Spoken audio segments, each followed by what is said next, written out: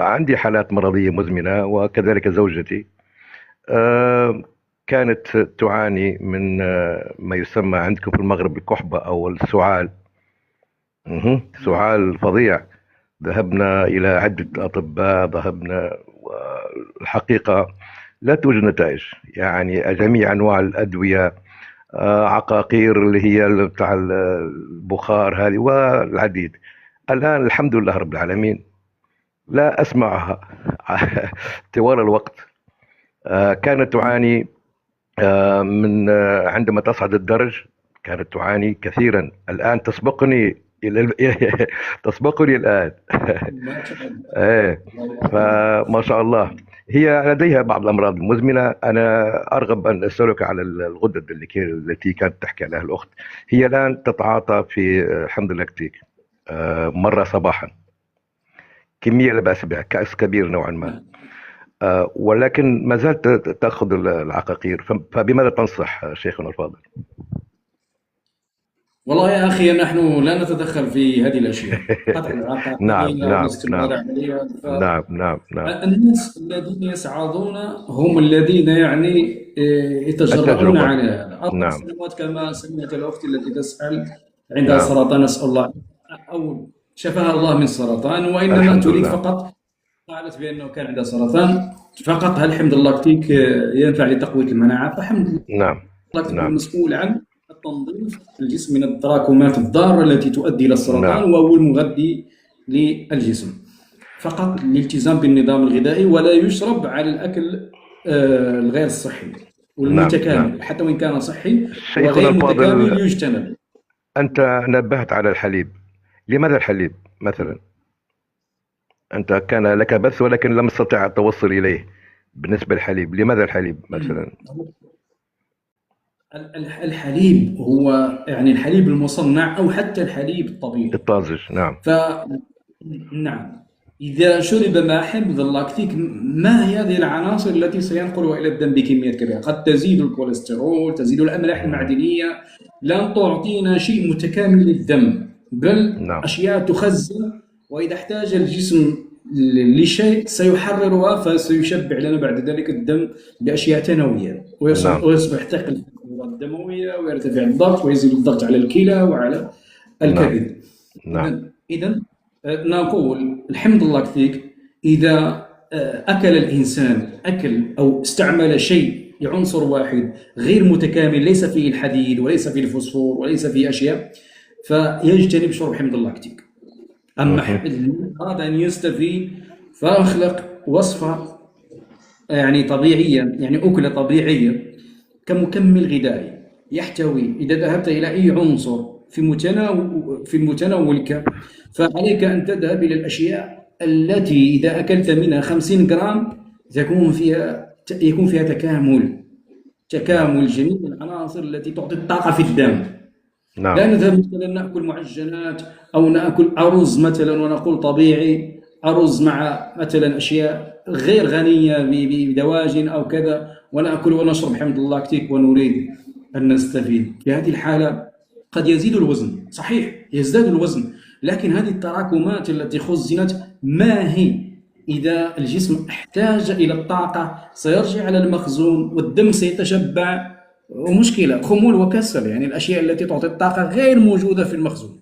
نعم نعم. جزاك الله خيرا، وأعطي الفرصة الله لغيري جزاك إن شاء الله. السلام عليكم ورحمة الله وبركاته. خير إن شاء الله.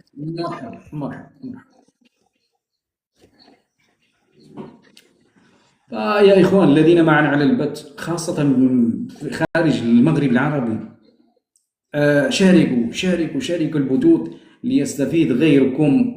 نحن الخوارزميات هذه تنشر البثوث فقط يعني في المنطقة والجغرافية التي تكون قريبة من البث. شاركوا البثوث وأوصلوا البثوث لكل من يعاني، ليحضر أو يحضر على البث المباشر ويسمع شهادات الناس والمعلومات وكيف يتعامل مع حمض اللاكتيك، لتعم الفائدة والدال على الخير كفاعله، ونشر هذا الخير بين الناس، وتزويدكم بالنتائج والشهادات التي تصلنا تقريبا يعني يوميا شهادات على الواتساب. لا نستطيع أن ننشر حتى الشهادات التي تأتي على البثوث المباشرة، وشهادات تأتينا عن طريق المساعدين الواتساب يعني من كثير من الناس، شهادات كثيرة الحمد لله. لو أردنا أن ننشر هذه الشهادات سنملأ المواقع التواصل الاجتماعي. يا إخوان، هذا المشروب كل من تابعه بالطريقة الصحيحة لابد أن يخلص نفسه من الأمراض المزمنة الخطيرة الفتاكة القاتلة. ينظف لك الجسم من التراكم، من المعادن الثقيلة، الأشياء التي قد تشبع لك الدم وقد تسبب لك جلطة دماغية وقد تؤدي إلى الشلل وقد تؤدي حتى إلى الموت لا قدر الله. هل حمض اللاكتيك ينقص الوزن؟ هل هو ينظف الجسم؟ أنا أريد منكم أن تسمعوا من المجربين، لا تصدقونني، قولوا عني أكذب، قولوا أنت دجال كذاب. يعني أريد منكم أن تسمعوا الشهادات، تجارب المجربين. هل الغدة الدرقية الأخت هذه التي يعني صديقة لها هي التي شجعتها على استعمال حمض اللاكتيك فدخلت معنا على البث المباشر؟ لماذا؟ لتستفسر، تريد حتى هي، ولكن يبدو عليها متخوفة. إنسان كان يعاني من السرطان تجده دائما متخوف من الأكل، وهذا الخوف والله في بعض الأحيان قد يكون النظام الغذائي الذي يتبعه هو الذي يهلك البدن. تجده لا يأكل خبز بالمرة ويبتعد عن السكريات لأنه سمع من يقول بأن السكر سم قاتل والنشويات كذلك يعني ضارة، وتجد الجسم عنده يفتقر لهذه العناصر، والأملاح المعدنية كذلك يجتنبها، والإنسان يبذل مجهود يحرق ولا يتعاطى لهذه الأشياء، فهذا يهلك نفسه. مشكلة. فحمض اللاكتيك يا إخوان، كثير من الناس الآن كانوا لا يستطيعوا أن يشربوا الشاي أو القهوة مع العائلة، والآن أصبحوا يجتمعون على يعني إبريق واحد يشرب. ذلك الذي كان لا يشرب اضطر أن يشرب. لماذا؟ لأن السكر نزل معه في الدم، لأن الحمي الذي كان يتبع لما وقع في أعراض انخفاض السكر ذهبوا عند المعالجين فقيل لهم أنتم تعانون من انخفاض السكر. كيف؟ كنا من قبل كانوا يعانون من ارتفاع السكر، ما خطر على بالهم يوم من الأيام أن السكر سينزل. فإذا به المعالج ينصحه ويقول له عليك أن تتعاطى السكريات وتأكل طبيعي. سمعنا هذا أكثر من مرة. والأخ الذي صعد معنا البارحة أو أول البارحة من الكويت، هذا يعني حالات كثيرة ولله الحمد. قلنا أن المشاكل التي في الجسم حمض اللاكتيك يعالجها بالمرة إذا كانت قابلة للعلاج، لأن المشاكل التي يعني